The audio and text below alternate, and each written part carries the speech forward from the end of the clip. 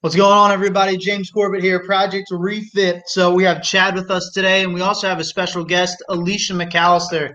So we're going to be jumping in pretty deep today. This is going to be a conversation about suicide, and it's coming from the spouse's end. And sadly, recently, Alicia's husband took his own life, and she's going to open up about it today. It happened a couple of months ago. Is that correct, Alicia? Yes, February 20th. Yeah. Yep. So it happened a few months ago, and she wanted to get some things off her chest. She wanted to talk, and we're a platform where we're not afraid to bring on any kind of opinion, any kind of thought. We want to hear everyone speak, and we want to hear literally every side of the story. So, and also it's just a place for her to kind of just open up a little bit and feel accepted no matter what. And I like to drive that home. We will hear opinions. We will hear some real shit, I think. That's the vibe I'm getting right now. Yes. And that's okay. And I'm ready for it. And I think Alisha is too. And I urge everyone to stick around for listening to this one because I think it's important. So real quick, though, we always give an update. So last week we had our golf outing. It was a super success. Everybody had fun. It was ran incredibly well. Big shout out to Lisa Harrelson for that. Actually, she crushed it. Anthony Rocco, I'm sure she sees that. We had a great success. We're actually in the process right now of purchasing a truck.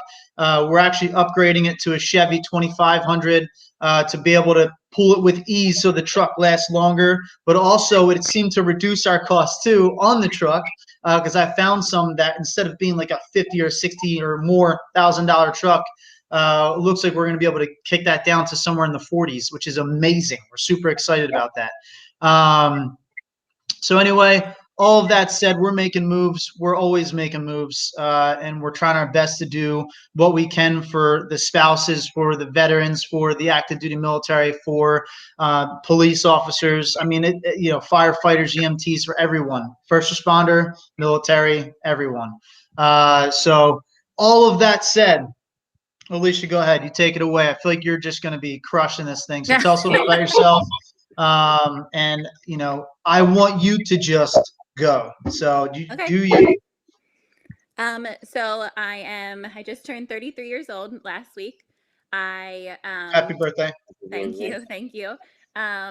Mark is my husband. He and I got together, I guess, back in 2014. He was in the Air Force when we met.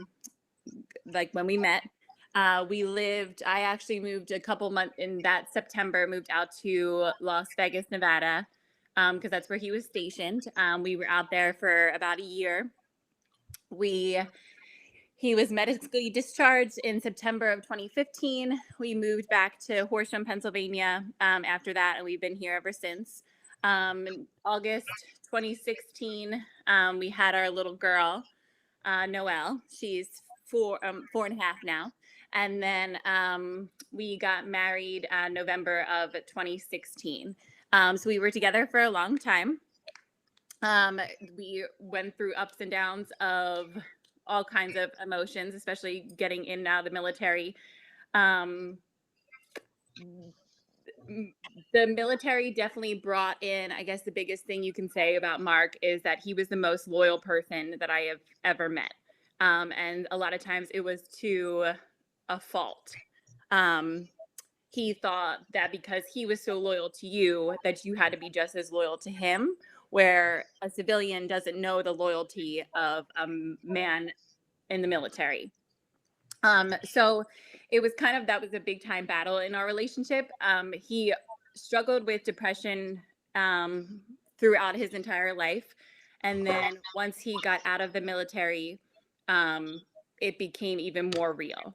And I always kind of described it in my head. It was always like when you're in college, you have your classes, you have a place to go eat dinner, you have this. It's all very regimented for you. And as soon as he got out of the military, I saw it plummet because he was the one in control of his life, where he didn't know what to do with his life. He knew he wanted to go back to school, and he did go back to school. He graduated with honors from Gwen Mercy for nursing and became a nurse.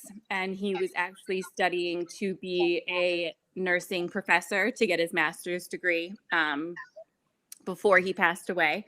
But it was always, he was always looking for the next best thing.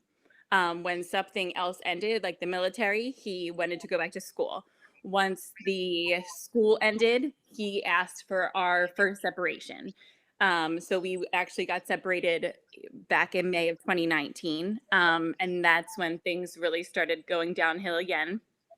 We got back together in August of 2019. We were together for another year. January 2020 hit. And then once COVID started, he admitted to me, and we both did it, but everybody kind of was going through stuff with being stuck in the house. But he would admit to me that he stopped trying.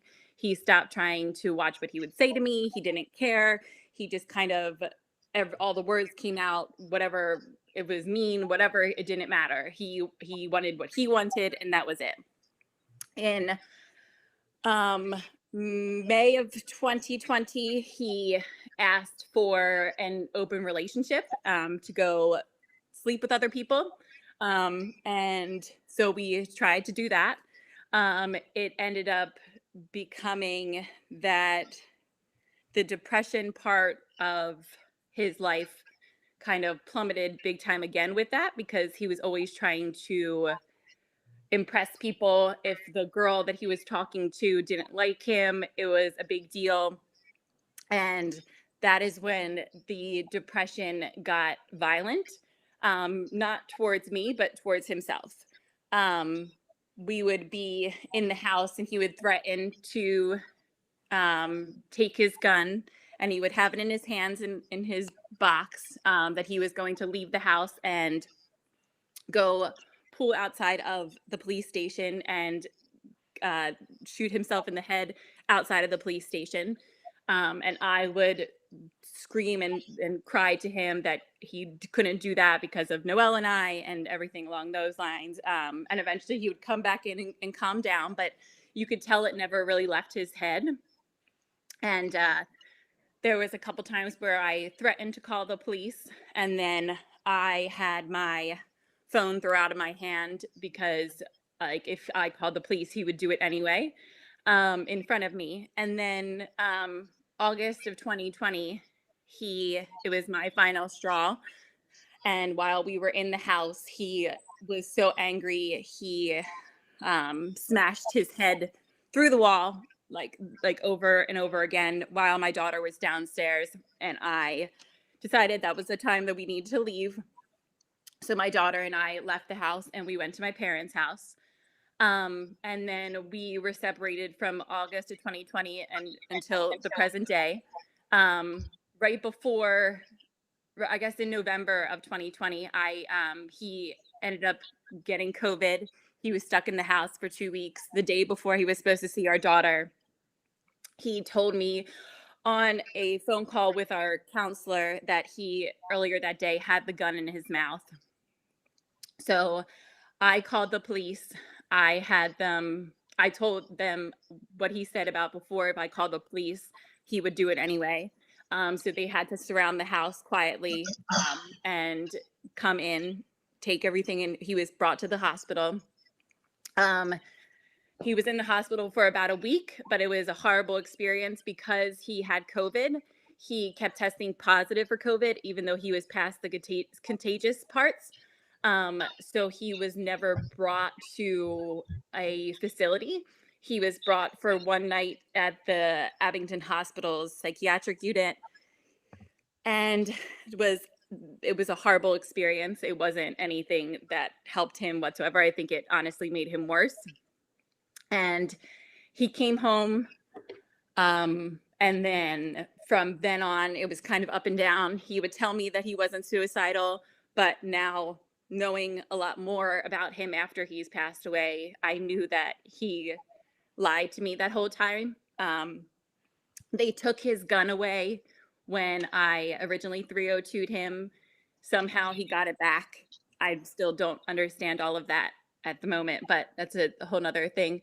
And then on February 24th, we shared custody of Noel, and I went to text him, and his phone was off. So I called his sister, and I told her what was happening. And I almost stopped over here that day, but something in me, and I believe it was him, told me not to come over here myself. And so I called his sister, and his sister was going to send over her husband and Mark's nephew, who's 18, over here. But right before they left, she was like, no, I need to do something. Let me just call the police, do a wellness check before any of us go in there because of his past. And like I said, I believe this was him working through all of us, that we didn't find him, because the police found him upstairs in the bedroom before anybody else came in the house. And like I said, I have learned a lot about my husband, and I think I understood how bad it was on that day, about how bad the anxiety and the depression and the bipolar and so many things that were going on in his mind were that day. Because it's not that I didn't take him seriously, because clearly I did, sending him to the hospital and trying to get his mental health and making sure that he had therapy and all those things. But there was nothing, unfortunately, at that time that was going to save him. His depression was terminal. And it was very unfortunately how it happened. And it's every day is just a kind of an up and down battle for myself, because it's like I was separated from him. So it's like, was he my husband? Was he not? And all those kinds of things. So it's so hard for me, as my daughter talks so highly of him, but sometimes that's a battle in itself. I would never say anything negative about her father to her. Clearly, that's that's her hero and always will be, and that's how she will remember him. But it's just so it's an out of body experience, and even to this day, like it still doesn't feel real. A lot of times that he's gone, it just seems like it's just a nightmare, because it's, as much as everybody else misses him, and there were so many other people close to him, everybody else can go back to this is going to sound so mean, but it's like everybody else can go back to their lives. And yes, they miss him, they miss their friend, they miss their brother, they miss all this stuff, but I don't have my partner anymore. I don't have the father of my child anymore. And that is what I don't think that a lot of people who are suicidal think about. I think that they think about how they're going to help people. I don't think they clearly don't think about the people who have to clean up all their shit afterwards.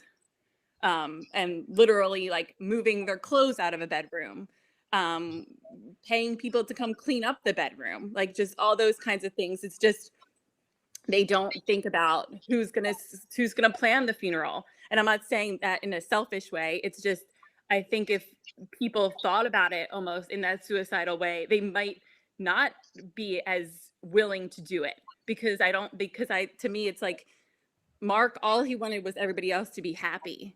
I think if he thought about how much everybody would have to go through afterwards, I don't know if it would have happened. Because all he thought about was that him being gone would mean that I could be happy and that I could move on and somebody else could be a better father to Noel. And it wasn't, it's not that at all. There will never be that'll always be her father. You know, it's not, somebody else may come into my life later down the line, but it'll never be him. That's her daddy. You know, it's I don't think people, unfortunately, with the mental illness, see outside of their own little bubble in that way. What have you been doing for yourself? I've been to therapy since I was 16 years old. So I've been doing a lot of that and just kind of keeping busy and just trying to talk about him. We're slowly moving back into the house. Um, I had kind of everything redone upstairs, so it's kind of the way that I want it, and it's different. But being in this house almost makes me feel safe. So this is kind of my project. I feel like he can protect us in here in a way. Um, so I guess that's the biggest thing, and getting back to work and just taking care of my daughter and I. And I think she is the reason why I'm even able to sit upright and talk, because it's just taking care of her helps me so much. I feel all of that. I actually, you're making me think of. So there was a mom. Well, there's a few. So there's a woman that we just helped out the other. We helped her out a couple of months ago. Mm-hmm. Her husband was police officer and firefighter, and that was very difficult. And she didn't say much, and I don't think she could. And I think that's why. Mm-hmm. It only happened a couple of months ago. Mm-hmm. Um, and like I feel like it's taken you some time too, because I've known about I've been here, like we've been here, and I wanted to talk to you originally, like, hey, we're on the side, like we can create a private thing, talk. But I Mm-hmm. really, I want to just say I commend you for you're opening up like publicly right now, Mm-hmm. and I think it's something that might be able to help somebody else out. Yes. And the thing that I heard, I know that you mentioned the logistics, but something I heard inside of the logistics as well that you were mentioning of like, hey, if you thought about even you have someone here who looked at you as daddy, Mm-hmm. right? Like, Mm-hmm. that she loved you, and it sounds like you loved him too, but it was very hard sometimes, Yes. and but you loved him a lot, and um and you went through a lot of fighting for him, and I just want to say that you're amazing for that, honestly. Thank you.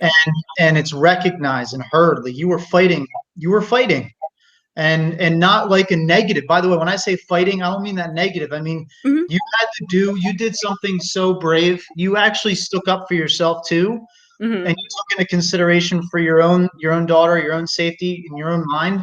Mm-hmm. Um, you said you did what you had to do, but you also still called the hospital when you had to. You were still talking to him. You were still trying to help him out. Mm-hmm. And your daughter should remember your dad, or I'm sorry, her dad. Mm-hmm. Apologies, her dad, as someone who was a good person, because it Oh sounds yeah. like he was, but like he just really struggled. And and Yes. and Yes.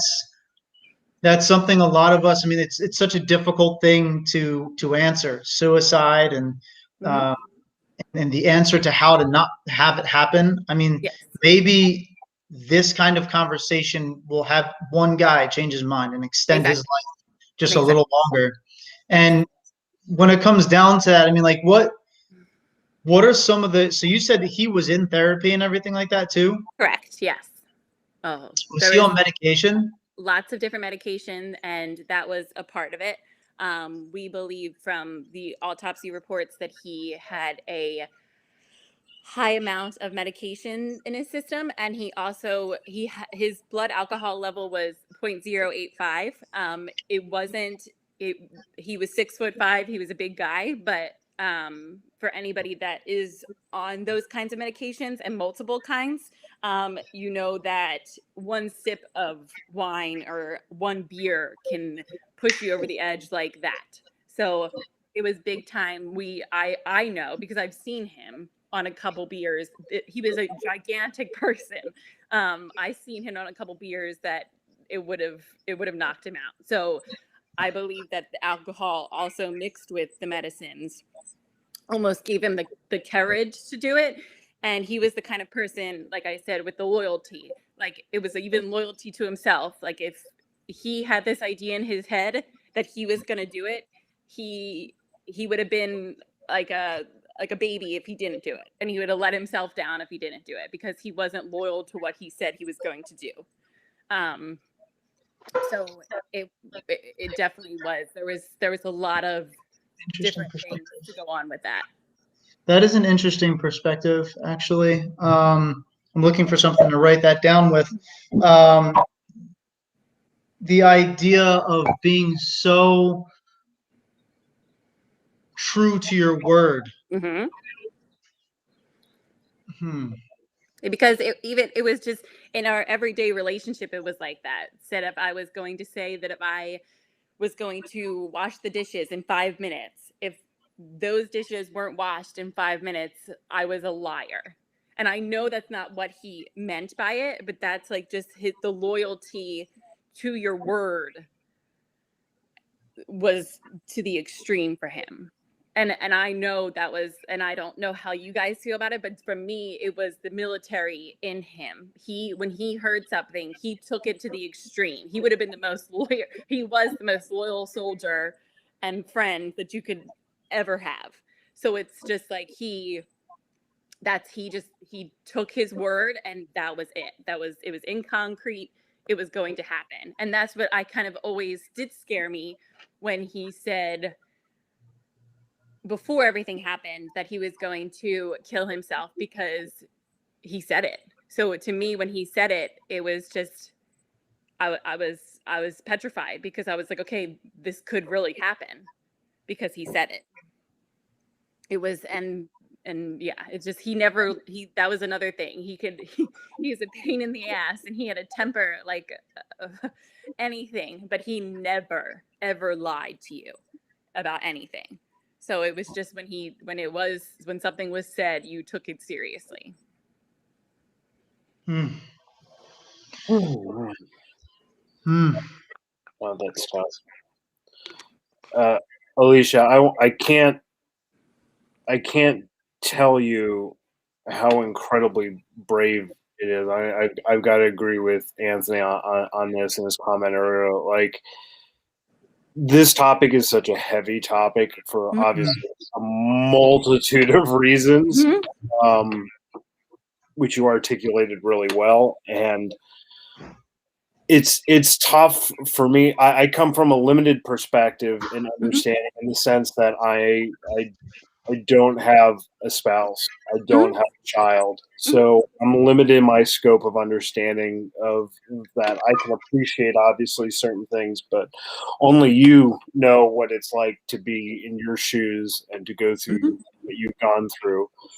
I will say though, I have been on your husband's side. Obviously, when I attempted my suicide many years ago, I was much younger. Long before I joined the military, I struggled and attempted suicide twice by trying to overdose.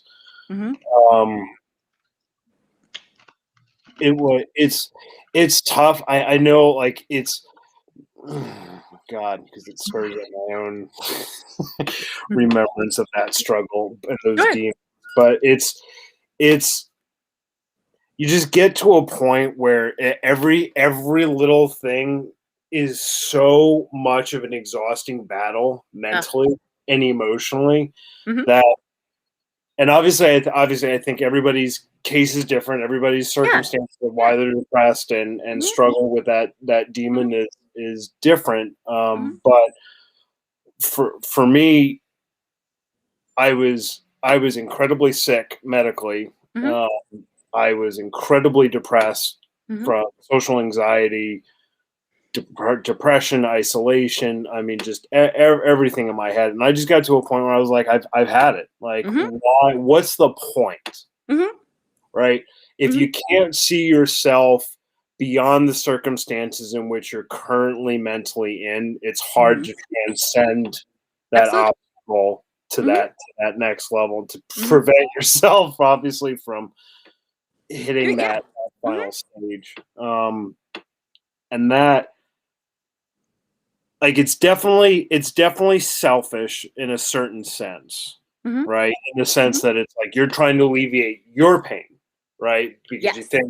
you think suicide is going to alleviate the pain I feel right now, right? Exactly. That overwhelming Right. sense of I can't take it anymore, and the only way to release that at some point is to just end it, right? That's the mental perspective I think a lot of people in that circumstance go through, right? Like that's what pushes you to that stage. It's like, this is the only answer now. Correct. Right.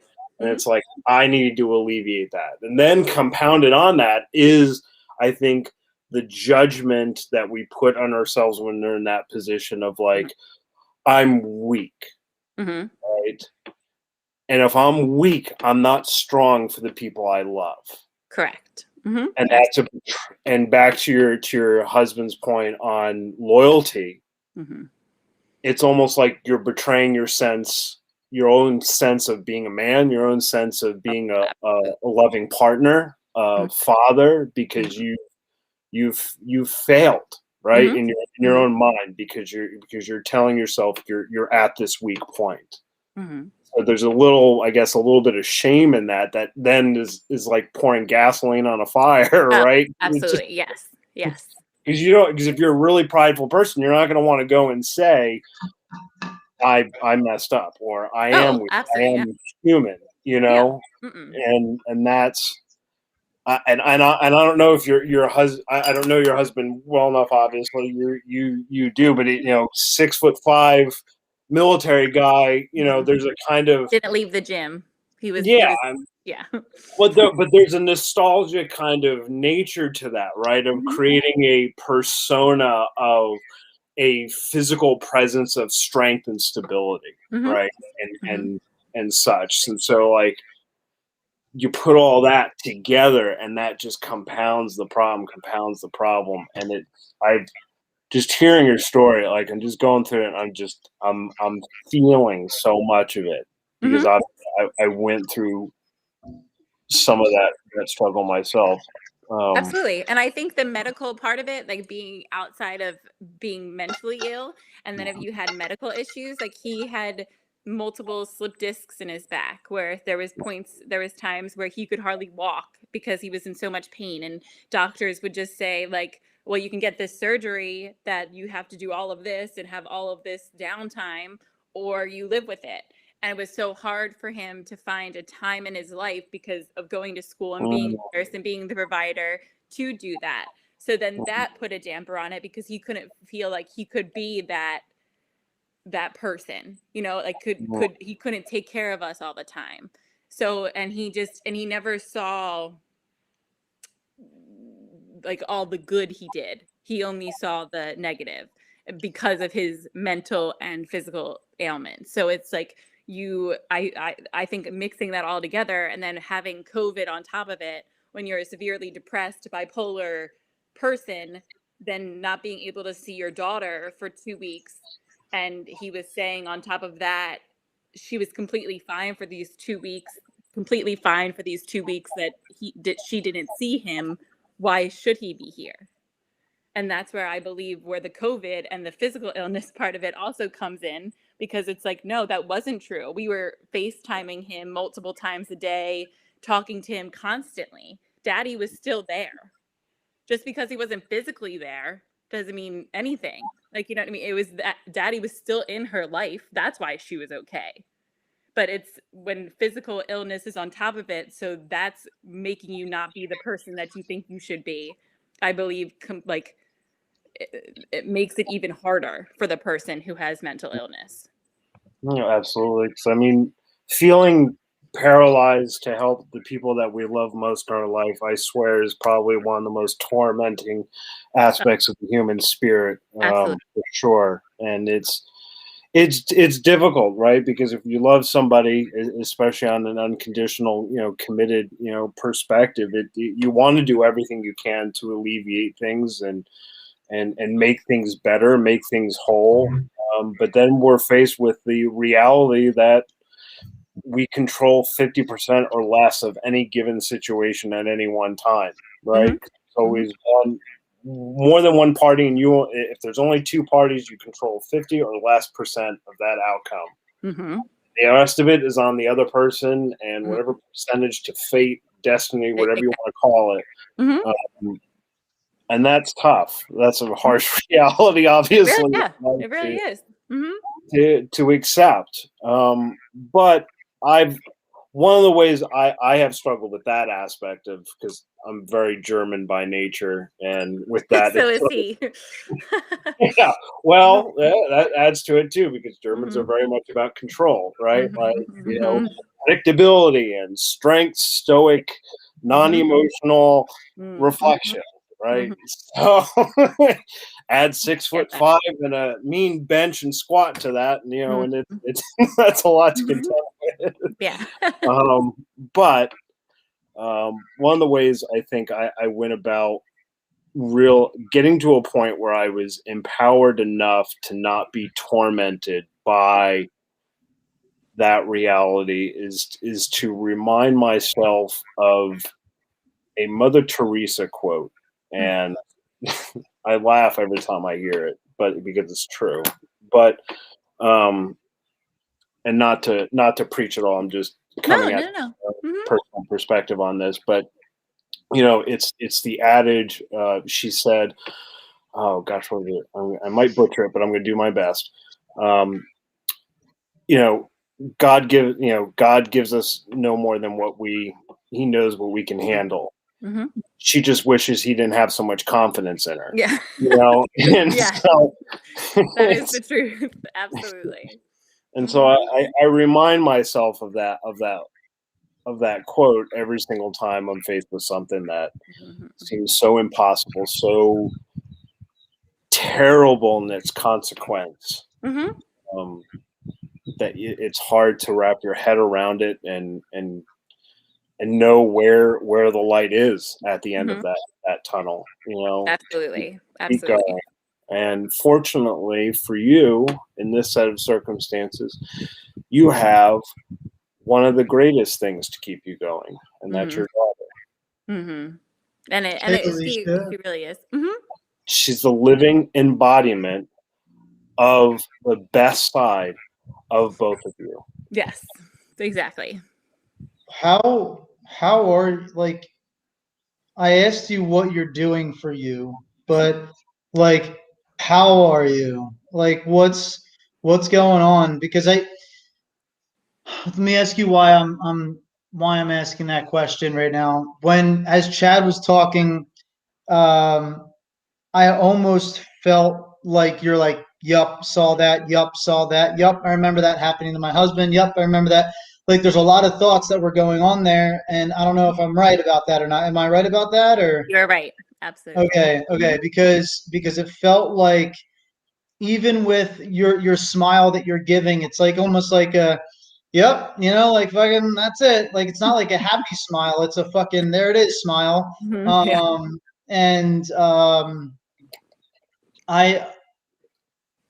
I'm sorry that you even have to give that smile. Okay, I just want to say that first. Like, I'm sorry that you're going through that for real, and that you understand this shit so much. That also sucks. And before I ask again how you're doing, I just really want to say again, like, and commend you. What you're doing right now is actually special. Like, it's not easy. You opening up about it, you talking about your therapy, you talking about the real fucking fights that you were going through to keep your husband alive and extend his life. And then all at the same time, you had to juggle you also taking care of your own brain and taking care of yourself. Yes. And I remind people of that constantly. And it's really important. You can't lose who you are inside of another person's, shit that they're going through. Because as much as you love that person, you also have to still look out for you, right? And in this case, there's a baby. There's a child involved with this too, right? And it's not faulting him. I'm not trying to come across as faulting him at all, because if there's one thing that we understand here is that it's actually, he was sick. Yeah. He was genuinely not like he's sick. No, like, he was like, hey, if I had a fever, like, he was sick. He was sick. Like, and he just needed he needed something more that we can't put our finger on, and we don't know what it is. Maybe there was too much medication. Maybe there wasn't enough talk therapy. Maybe a different type of therapy would have worked for him or something, but we can't look at that. We can't look at the maybes anymore. No. And that's not okay to do. And I want to remind you of that. And I want to remind anyone else that's listening to this, going through the same situation that Alisha is. You can't run down that rabbit hole of like, maybe this, maybe that. What if I did this? What if I did that? Because if you even did one thing for him or her, you did as much as you possibly could. Because Absolutely. at the end of the day, it's up to the individual who's going through it to speak up, right? To say something. And sometimes that's hard to do, especially for men with a lot of pride. That's another. I see that down there. Mr. Rocco said that he's actually a Refit veteran as well. But it's not easy. It's hard. It's hard. But anyway, I just want to get back to you and how you must be doing a little better for you to be opening up, or is this a part of you healing as well? Like you coming on here and talking and kind of like spreading the word about this stuff. Like what is it? How are you doing? I'll start with your last question. This is definitely a part of the healing part. I feel like a lot of people don't know if they can talk about him to me. Like if they're gonna catch me on like, oh, I'm okay right now. So if I bring him up, like, is she gonna get upset or whichever? And that's my biggest thing that I tell everyone. Like, please say his name, talk about him, ask me questions before about past memories or about the situation. Like, I want to talk about him because that helps me. When you don't talk about him and you treat me like this, like little like protective little piece of glass that's going to break, it makes Can you remind everyone of his name? Mark.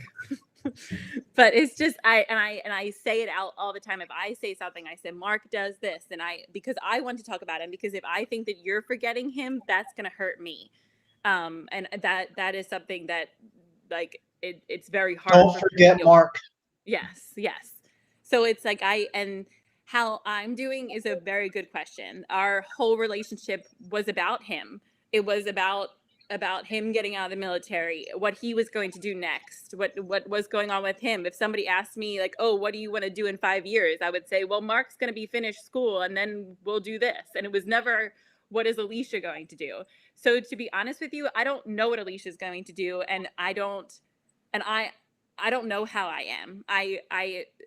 It's very hard for me to sit down and just feel all of that because again, with having my daughter, I do cry in front of her.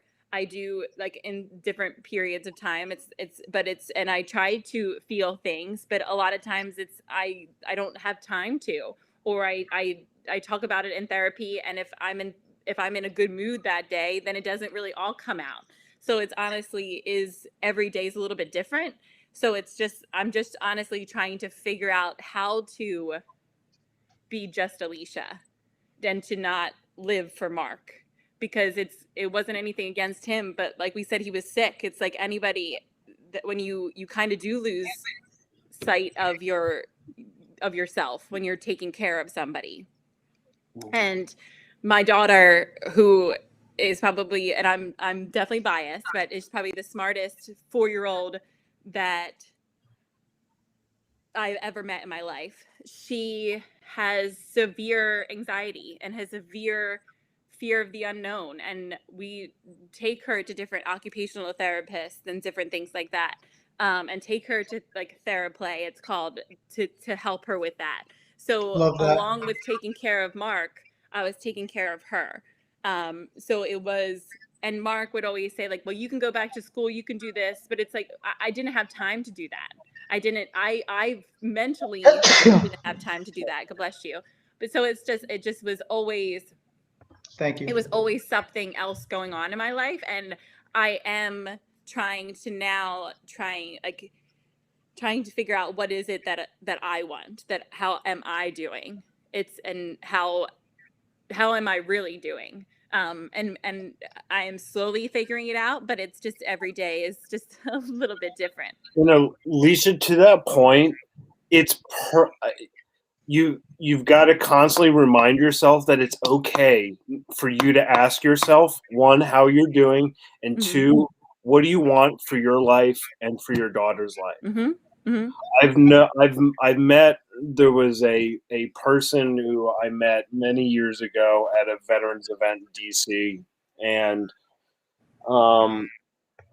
they were Gold Star parents, and their son had taken his own life when he got back from deployment, and they were really struggling with it as parents and such. They didn't understand it. They didn't see it coming, and they didn't have a life. They were struggling to find their identity and their sense of purpose. And as human beings, we need a purpose-driven, meaningful direction to go down to just deal with the normal day-to-day things of life, let alone all the other major obstacles that come along the way, right? But the one thing I told them, they felt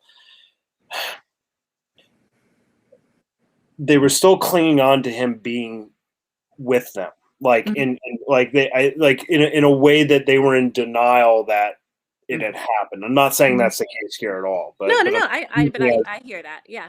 As the example to make a particular point, but I told them, I said, look, you're not going to betray his memory by moving on, by asking yourself, who are you as parents without your son?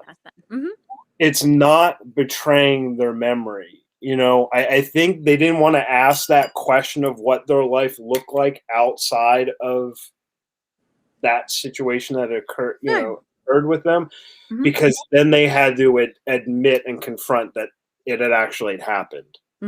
Exactly. And I think they struggled with that and used that as an opportunity to not move on, because they were afraid they were going to lose their sense of him by acknowledging what had happened and moving on with some kind of new purpose. Now they have their own memorial foundation for him. They do scholarships in the local community and such in his name, and they've kind of used it as an opportunity, like you, to kind of talk about these issues more openly and such, to help bring attention to it, to help people know that they're not alone. You know, and it's survivor's guilt is a real thing, you know, and it's both within the military and in a spousal situation like you're in. You know, it's a real thing, but it's okay to know that you're not okay sometimes, and it's okay to know and recognize that you do have a life to live.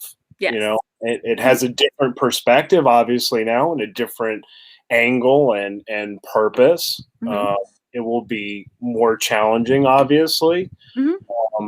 But from the brief time that I've known you and talking to you on this call, you're an incredibly strong individual. And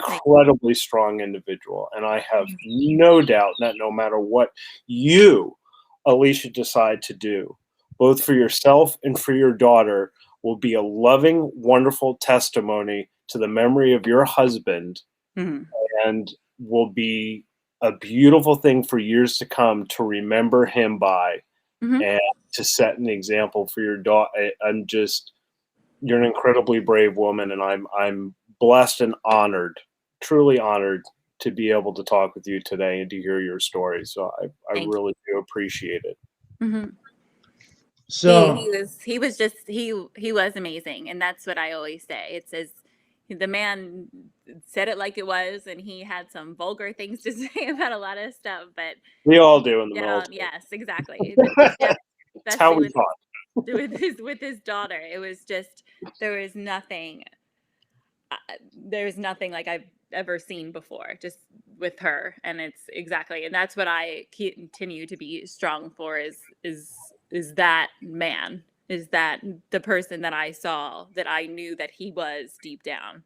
Yeah. So it's the person you fell in love with and had a child with, right? Exactly. I mean, it didn't happen. Go ahead. Sorry, James. Can I ask a really hard question? Sure. When did you begin to notice he was really going through it? When was the first time you noticed? What were the really early signs that you thought, fuck, what is that? Mm-hmm. When he started pulling away from his best friend, he had the same best friends. Actually, he's the reason why we even met. And when I saw him pulling away from Dennis, if that's his name is Dennis, when I saw him pulling away from Dennis and not being that same person, I knew that something was wrong, because I knew that like Dennis is my best friend too. And I knew nothing had changed on that side of things.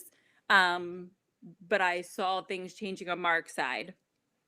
And when he would start just picking fights with Dennis and saying things to him, that, and like just separating himself from him, like they used to work out constantly together and doing things like that. And when I saw him stepping back from him, I that scared the shit out of me, because I was like, where is this going to go?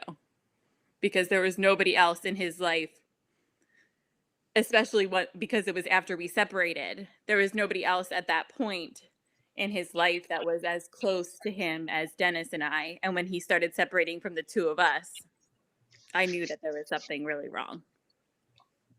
So was that like a couple of years before? Was that a couple of months before? It was a couple months before. It all kind of started August of 2020 when we like had our final separation and I moved out. It was a big deal then. And then when Hang on real quick. I just want to. mm-hmm.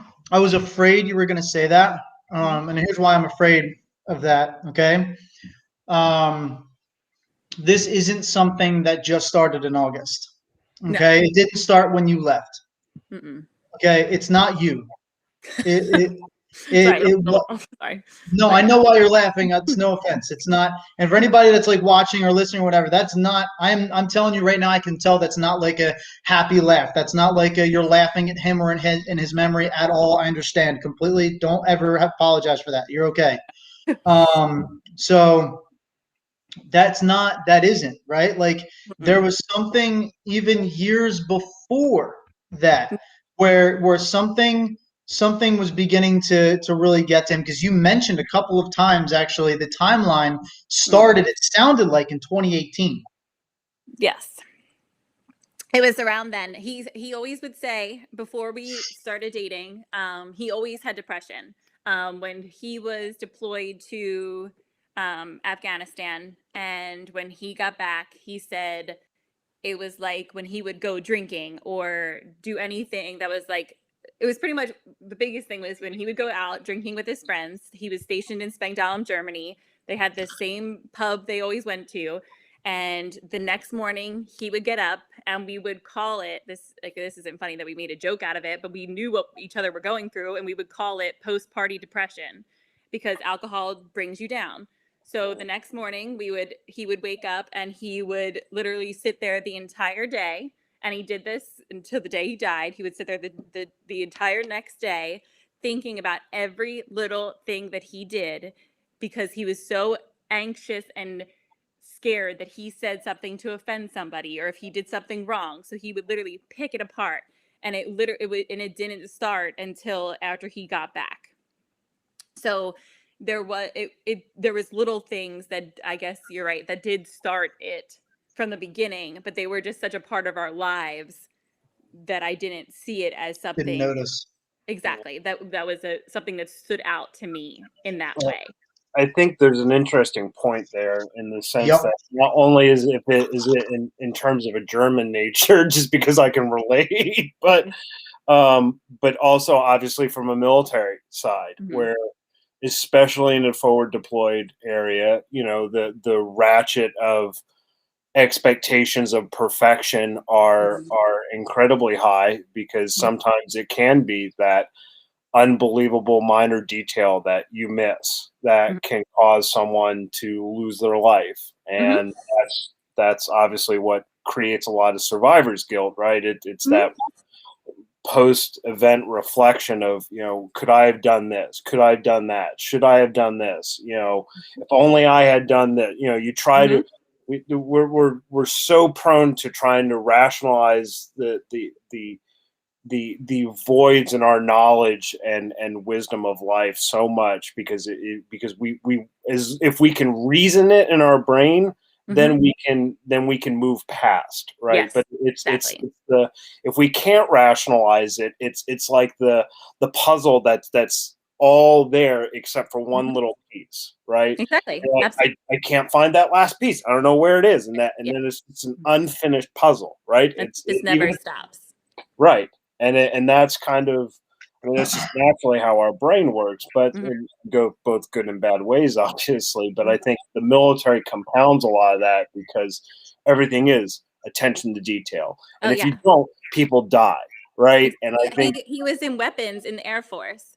So it's like, so he did do that. It was the pilots, like, I don't really understand all of that, so I apologize if I'm saying this wrong, but it was, he had, like, if he did something wrong, he could have hurt the pilot or even one of his team members, and like, so it's just in his squadron. So it's just, yes, absolutely. Like it definitely was all those attentions to details. And if something was out of place in that kind of situation, it would have been detrimental. So yes, that completely makes sense. Absolutely. That's where we fail as veterans coming back, right? Because we and I was guilty of this when I got back from my first deployment to Iraq. I did it to my parents like crazy when I was with them for a few weeks, and I failed to translate that over to the civilian side, where I would freak out about the littlest, tiniest little thing. Like you gave the story about the dishes, right? If you said if they weren't done in 5 minutes and it was 6 minutes and they still weren't done, all hell break loose, right? Like absolutely. All these things, right? I can reason that, right? Like the logic from his perspective it's reasonable in the sequential nature of the thought process, but unreasonable in the sense that it's taking a military, very unique experience, situation, set of standards and applying it to the civilian world back home where it doesn't belong. That's where I think the military does a really terrible job. And I don't know if there's necessarily a silver bullet answer to it of how do you switch that part off in your brain so when you come home, you're not doing that to the people you love. Because then you do that to the people you love, you ratchet up your own stress and anxiety within a situation and an environment like a home that's supposed to be comforting. It's supposed to be stress relieving. It's supposed to be your as you mentioned earlier, that home is kind of like your safe, your place where you feel safe and kind of protected. That's what it's a home really supposed to be, right? Otherwise, why would you be there, right? So so that gets disconnected when they associate the home with that anxiety and that stress. Then there is no more escape. There's no escape. There's nowhere else you can go. Then the things that society tells you are supposed to be your eternal bastions of love and support, being a child, a spouse, your home, all those things. If all those things are gone, then you sit and say to yourself, well, what do I have left? I have nowhere else to go. Exactly. Right? Hey, Alicia, do you feel like you have a safe place to be? Yes, in here, I do.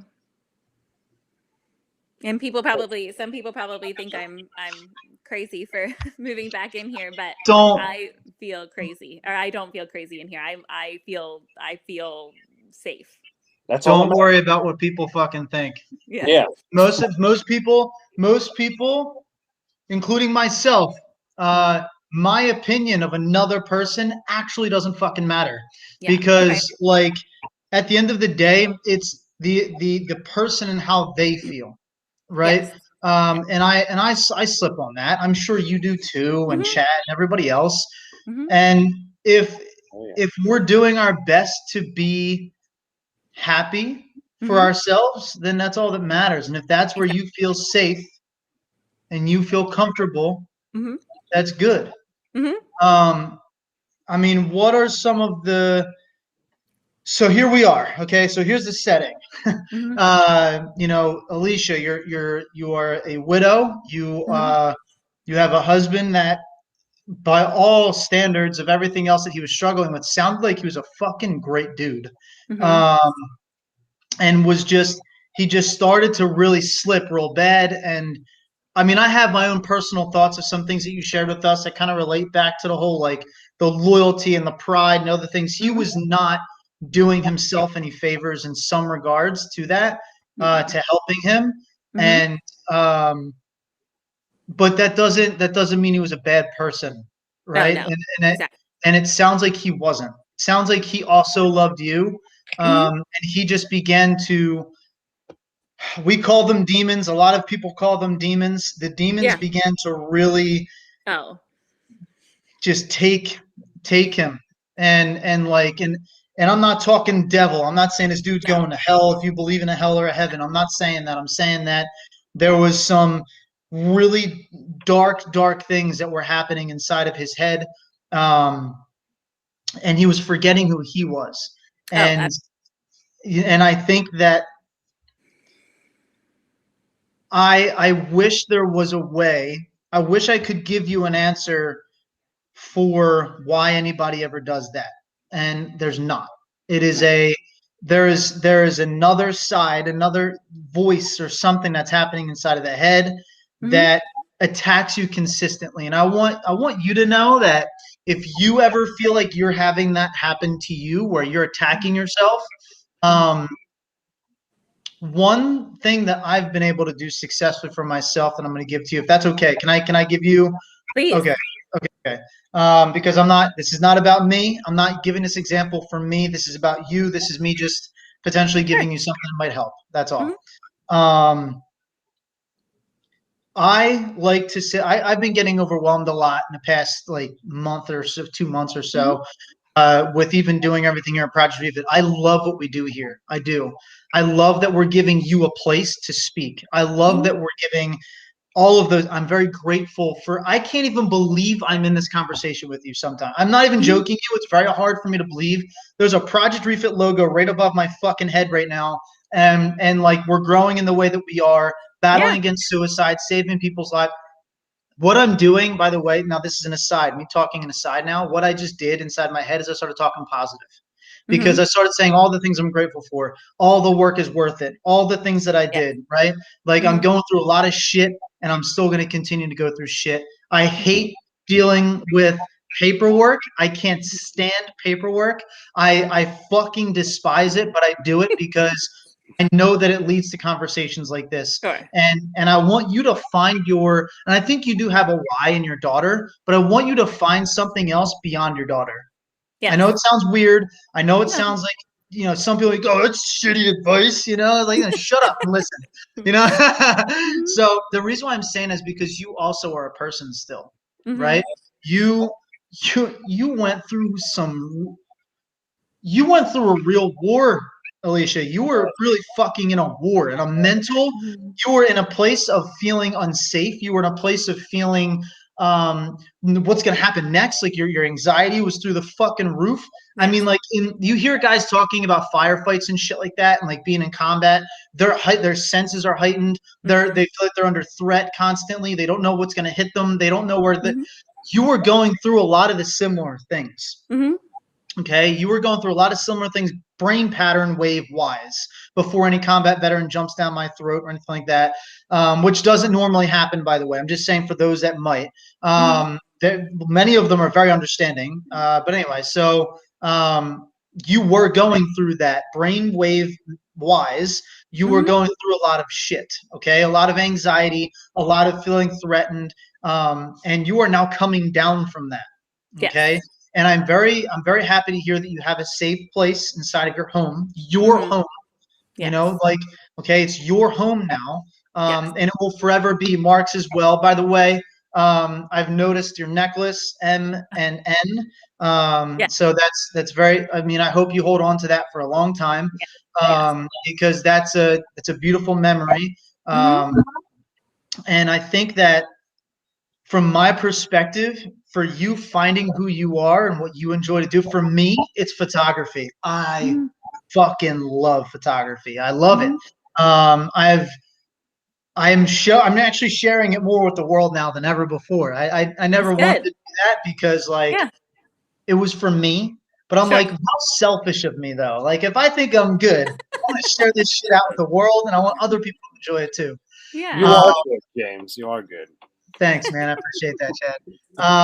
And I feel like you should find that thing that you do have for yourself selfishly, but also something that you can share with the world. Because in my view, humans, which is why I think people who are in the military, or even law enforcement, firefighters, something where EMTs, even sometimes nurses and doctors and such, not as much as or as deeply as I think military or firefighters or police, because they're fucking front line, lives on the line kind of shit.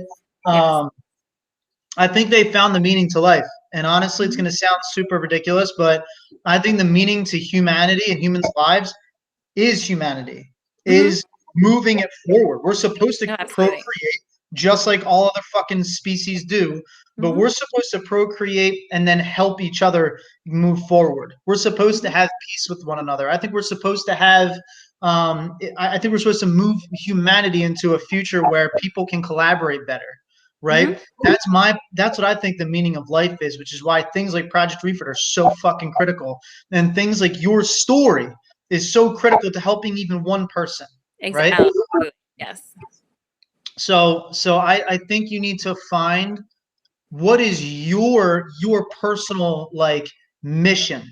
Right. And you don't have to have an answer right now at all. Shit. Even have it be where it's something that's malleable, something I can grow. I just shared this with the guy last week on this, actually, FML. He's a vet. He's going through it. He's I think he's going to be going into therapy, or he just started therapy for himself. And he's going through it. And I shared with him that right now is the most powerful time in his life where he feels like he's nothing. I told him that's actually the most powerful point in his life, and I'm going to tell that to you too. This is the most powerful. Even I wish I could talk to your husband too, and told him, hey man, hey, right now you are in a beautiful place. I know you're looking around, you see nothing and you hear nothing, and you may not hear me, but that's still something. You still have the most powerful thing. You are planted. Genuinely, right? You hear that quote, oh, when it's really dark, I'm planted in the soil, like whatever. But like, so I take that shit to another level where I actually bring it into real world. Because you're not a fucking tree, you're not a flower, you're none of that shit. I get it. I know what the point of the damn quote is, but you're a human. Okay? Yeah. And being a human, and I know I get super aggressive about some shit, but that's okay. That's one of them. And I think that nothingness is the most powerful something, and it's where you now get to choose. You have a whole new life now, Alisha. Yes. It sucks.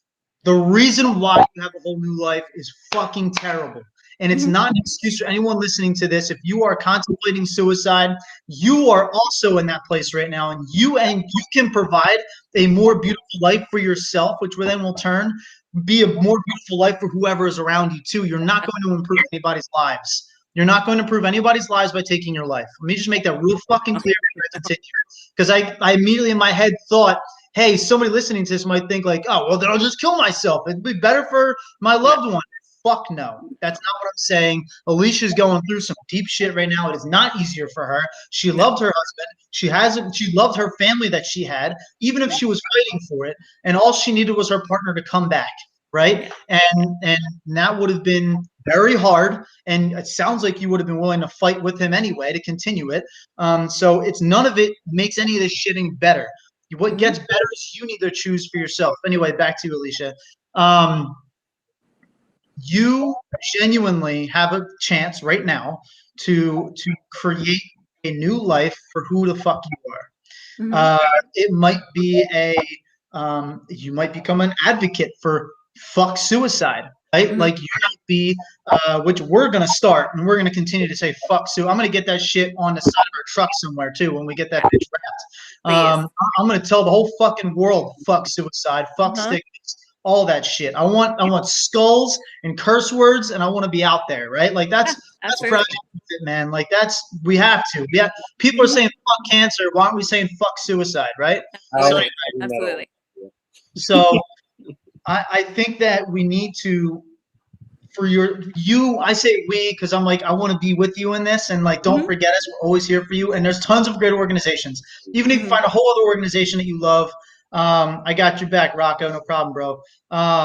Even if you want an introduction to another organization or to another spouse who's going through it, or a mom, we have a very powerful voice in a mom that her son took his life. I could introduce you to her if you'd like. I mean, like, I want to be able to help, but again, I'm sorry I'm getting sidetracked because but point being, and I think you understand what I'm saying. I think everybody gets what I'm saying. You genuinely have a place to be right now.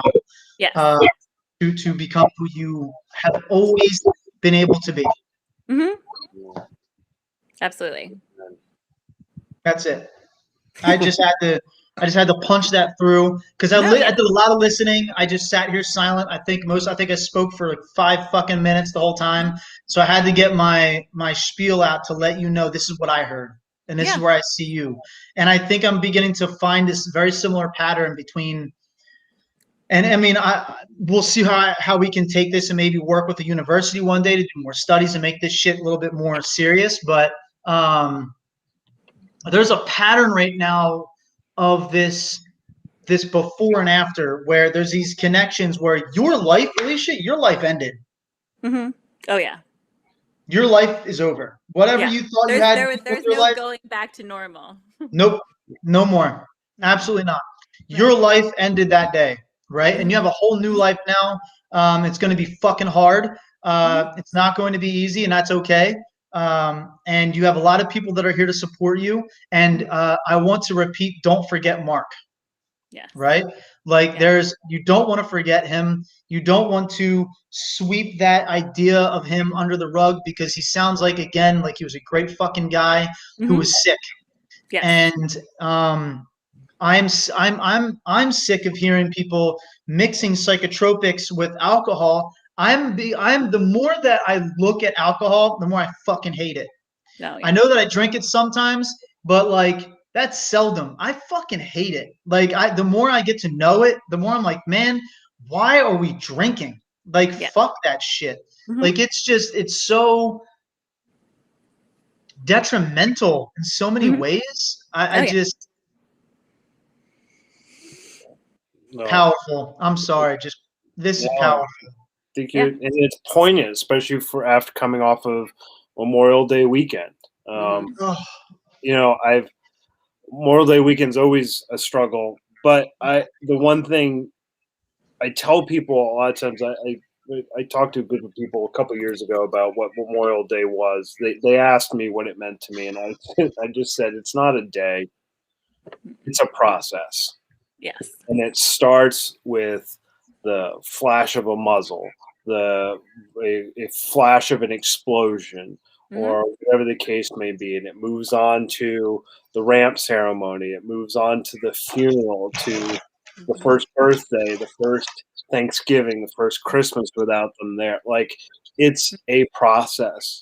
It's not a day. But we come together on a day to remind ourselves that we're still here, and we have to live for those that can't. And that's, I'm very fortunate. I live in Arlington, Virginia, not far from Arlington Cemetery. And so I go to Fort Myer, which is the base that runs the cemetery. I go there for all my groceries, my gas, my haircuts, like all the stuff that like maintains life, right? Like the little things. And I love it because I'm on the base once or twice a week, and I get a chance to see all the headstones and know that, my brothers and sisters are all, there being well looked after, and they're not forgotten, because every time I go and I fill up that gas tank, I go and get those groceries at the commissary, or get my hair cut and have that beautiful fresh fade. Like it's little things, but those are little things that remind me of the unity that I have with their memory. Yes. And it renews my spirit every time I'm on that base. Mm-hmm. And it's like, you know, we joke about, you know, the wind below an eagle's wings per se, as the song goes, but their memory is a lot of that wind that lifts and keeps me going, because I remind myself they can't live, but I'm still freaking here. Mm-hmm. You know, I'll see them again someday. It's never a goodbye. It's always a see you later. That's just personally how I look at it. I just say I'll see you later, and every time I leave that cemetery, I say the exact same thing. I said I'll see you guys later. Mm-hmm. But right now, you know, we're here. We got a mission. Mm-hmm. They all are here for a reason. We have stuff left to do, and it's up to us to find out what that is. Mm-hmm. But that's enough to get us through, you know, the painful memories of what we lost. But it's just, you know, life's obviously a precious thing. Life wouldn't be life without death. Birth wouldn't be what it is without death. You know, there's a yin to every yang, and that's what makes the other one what it is. And that's terrible and liberating all at the same time. But it's a beautiful chaos, if you will. yes. But I've been so moved. I had such a crazy day today, and I'll be honest. I have full disclosure. I wasn't even sure I was really up for even coming on this. And I'm happy you did. Yes, I'm, like I said, not only personally because I made that decision many years ago to try and end my life. But like James said, I think when you hit those lowest points in your life, that's the most revealing time.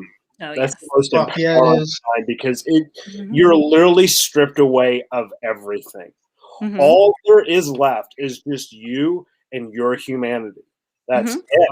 There's no noise. There's no distract. It's just you and brass knuckles face to face with life, right? Exactly. And it's the most revealing time. And I constantly tell myself every time I'm fought with a challenge, I tell myself there's only two things in life, only two: obstacles and opportunities.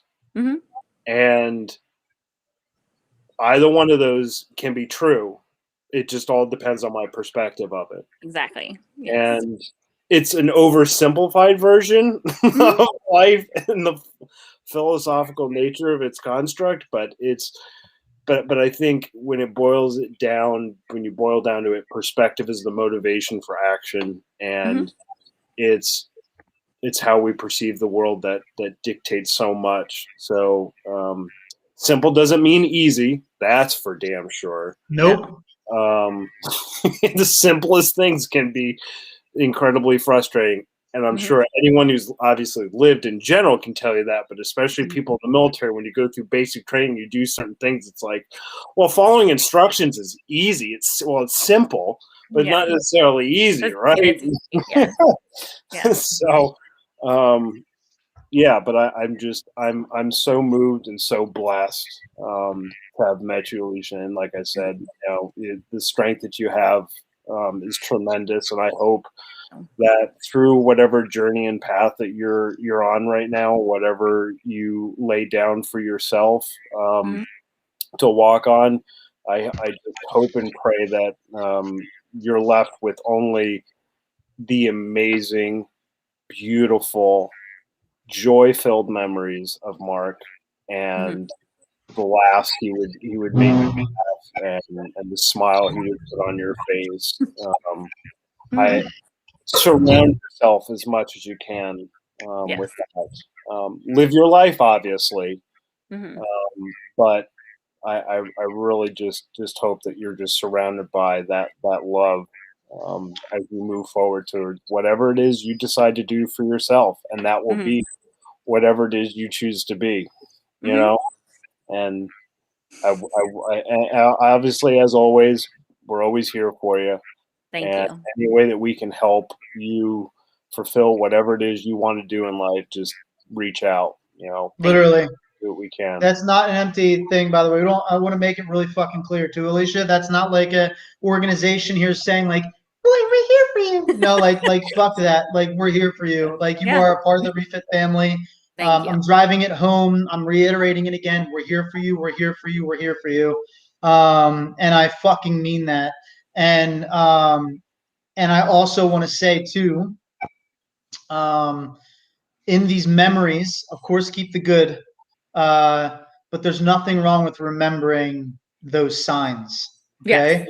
Because remembering and thinking about like, oh shit, that, this, that could lead you to maybe helping someone else. Hey, look, I noticed your husband, or hey, I noticed your wife, and saying, just like putting like, hey, maybe they need to talk to somebody.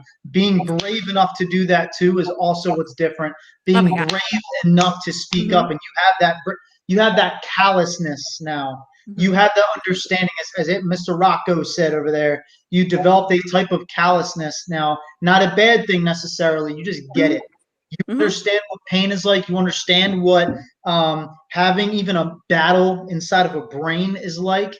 You understand that war, and it's real, and you're in it. You survived, so that's another thing. You survived it, and not saying that that's not a negative thing to your husband or anything like that. Yeah, I'm also making that clear for everybody who's listening, and anybody that listens beyond and past this. But this has been powerful. I thought last week's was fucking, because last week was crazy powerful too. Had a moment last week with a veteran. I want to follow up with him actually. Where literally the dude started to cry a little bit, and I was like, dude, I'm gonna fucking see you. I'm gonna give you a big ass hug, bro, because I can feel it. I felt it. We didn't even have his face on here. We just had his like it said D on there because his name was Dave, and like I was like, bro, like I just felt something. Did you just like send me like love or something? He's like, yeah, man.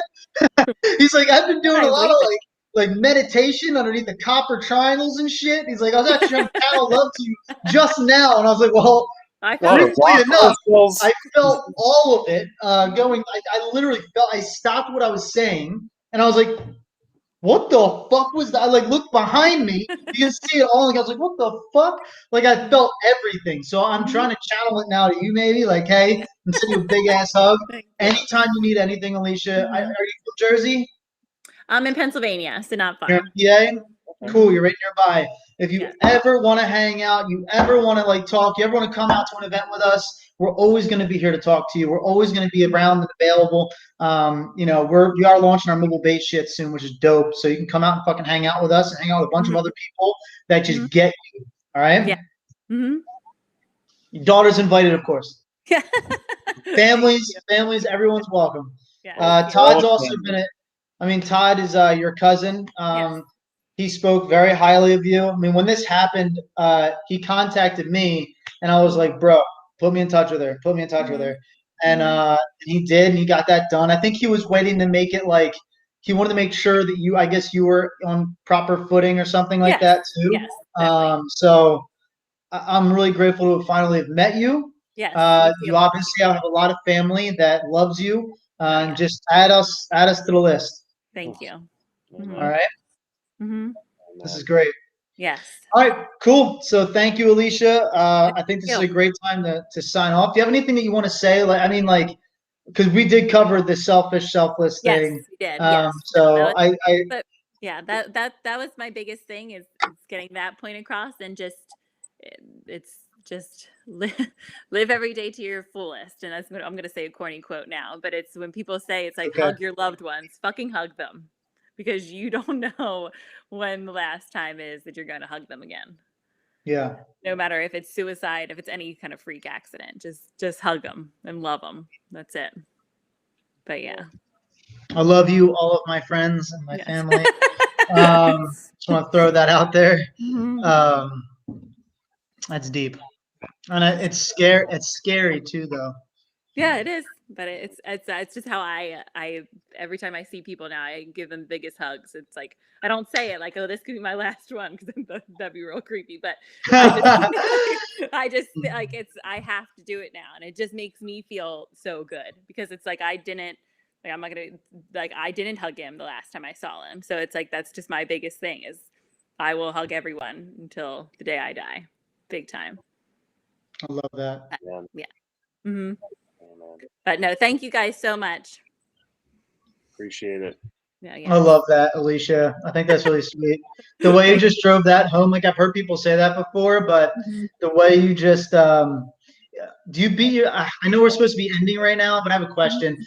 Are you beating yourself up about that? Like you didn't give him a hug or something? Or no, I'm not beating myself up. All I can hear him, the last thing he said to his daughter was, you know how much daddy loves you, right? So I will tell every person every single day how much I love them and hug them and do everything. And I can almost just feel like that is him saying that to me. Mm-hmm. Beautiful. That is what I think. So it's kind that's gonna make me cry. It does make me too. But yes, yeah. Who's cutting onions? Fucking onions and shit. Yeah, all those onions. Bullshit. Mm-hmm. Oh man, it's so true. I think that's such a beautiful thing because not many people get to have that last affirmation of that love with people, you know. So that's definitely, I think, an important point. Life's too short to have grudges against the people you love. Oh my God. So. Absolutely. Mm-hmm. I'll hold some grudges against some assholes though. I'm just kidding. I'm sorry. No, but in all seriousness, I agree. Grudges, holding any kind of hate or grudge or anything like that is not okay for your soul. It's a waste of fucking energy. Man, when everything happened to me, so some crazy shit happened to me with like an ex and all this other stuff. Long story, we can talk about some other time. The first thing I said was, I'm not gonna hate her. I'm not gonna hold it grudges against her. I'm not gonna. It was her issues. I still like at the time I was like I still love her, but like I'm gonna have to get through that. And that's okay.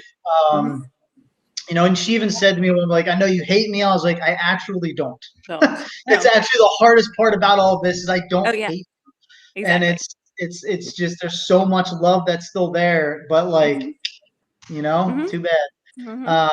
So yeah, I feel and understand that. So that's it. We're done. We're gonna call it. We're gonna end the stream.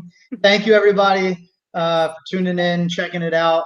This has been a very powerful one as well. If you guys ever want to come on here, you ever want to voice an opinion or anything like that, fucking hit us up. We're here. FML is here for you. If you know somebody who at night is struggling, on Monday, Wednesday, and Fridays, we at 9 p.m. until whenever it ends, we have a Radio Check Buddy check-in program that we do where just a bunch of peers are hanging out there ready to listen to you at any time. It is not therapy. It is not for therapy. It is literally just showing you that some people are there for you if you need it. And you know, we're just ready to create this community and grow this community even bigger. So if you ever need anything, hit us up anytime. You just heard it from Alisha. Give love to those around you, the people that you love, and even why not? If you want to tell a stranger, you're cool, I love you. Go ahead and do it. Spread the love. If you can say you fucking hate somebody that's driving down the road, you can say you love them too. And now I'll actually end it with this as well. My favorite quote. It's by a metal band, Wage War. Hate is a cancer, love is the answer. That's it, everybody. Out.